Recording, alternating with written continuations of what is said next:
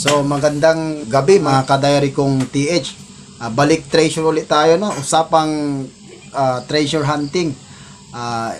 I-repost ko lang itong double head na turtle marker sign. Isang pagong pero dalawa yung ulo nito. Ito yon mga ka-diary, tingnan nyo. So ang harap niyan merong face marker na parang matanda yan. So, nakikita nyo yan, no? Yan. Face marker. Yan naman yung countersign ng malaking pagong. Maliit na ulo patulis. Yan ang malaking pagong na mayroong giveaway sa gawing kaliwa. Yan, no? Parang uka. Ayan. So, nakikita nyo. At 13 meters. Ayan, nakaharap. Yan, nakaharap yan sa pagong na malaki. Tapos sa gilid niyan, ito yung replica ng malaking pagong. Replica yun ng malaking pagong. So bali nakaharap yung pagong na malaki doon sa counter sign. Kung anong meron dito sa pagong na malaki, yun din ang sumasagot doon sa harap niya. Pero maliit na version ng malaking pagong.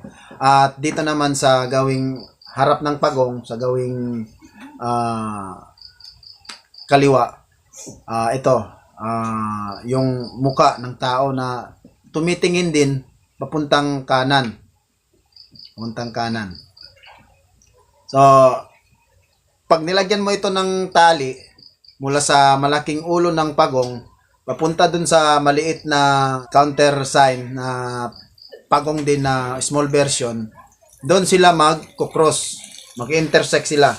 Ang distance nito ay 13 meters mula doon dito sa malaking pagong papunta diyan sa maliit na version is 13 meters yung yung distance niya.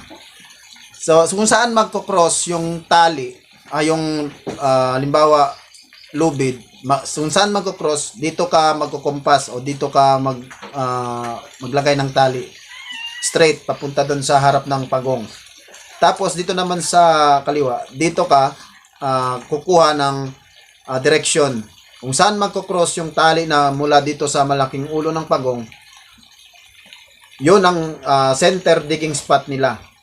So nilocate natin yan at positive. Meron nga itong nakatago, kayamanan. So ang test dig natin dito, no, ating i-video para makita nyo na kung legit ang remapping natin. So, yun lang para sa araw na ito. Maraming salamat sa panonood. Naway may napulot kayong kaalaman dito sa aking tutorial. At ito pa rin po ang yung Don Labit na matagal nakahimlay sa pag-TTH. Balik TH ulit tayo. Maraming salamat sa panonood.